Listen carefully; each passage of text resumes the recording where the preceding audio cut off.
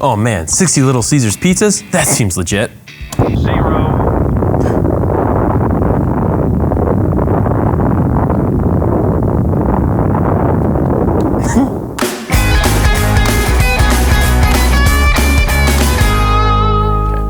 There are a number of ways that one could gain access to your data, but by far the most successful, or the most detrimental, depending on how you look at it, is when a user from inside your organization clicks on an innocent, unassuming looking link or document in an email, thus releasing the Kraken, the malware, onto their PC. This is called phishing. The easiest way to prevent all of this would be to cut all access to the internet.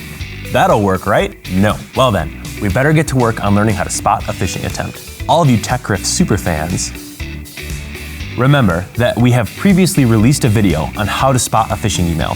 But the fact remains that even though technology changes so quickly, we, you and I, are still our organization's most vulnerable assets, and we can never be too overeducated on this. Let's talk about the psychology behind an attack. We know it's dangerous. We know we need to be aware of it. So why do we still do it? What makes us click? A little neurophysiology lesson for you. Our emotions and responses are largely controlled by the part of our brain called the amygdala. Hackers prey on our heightened emotions in order to influence our behavior beyond what we know we should do. They actually call this an amygdala hijack. Here's where they get you. Stress. The more stressed we are, the more likely we are to click. Fear. Do this or else. Pressure. Do this now. Greed.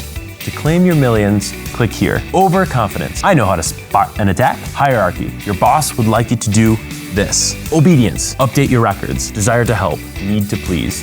The fact is, even though we have known about common phishing attempts for years, behaviors are not changing because, well, we're still human. We need to train our humans. The number one thing that you can do to decrease your human risk is to deploy a training program.